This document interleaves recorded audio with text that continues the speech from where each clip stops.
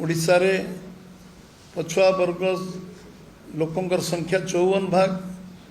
विभिन्न दृष्टिकोण आमे 27 भाग संवैधानिक व्यवस्था थिले भी आमे जेहेतु अनुसूचित जनजातिर 22.25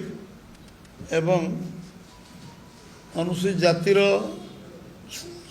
16.50 एवं 50% रु सर्वोच्च न्यायालय कहले 50% सीलिंग तापर रिजर्वेशन दे हब ना तेणु आमको 11.25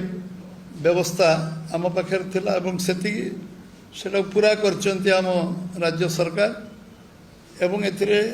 ये व्यवस्था को लागू करने आम सरकार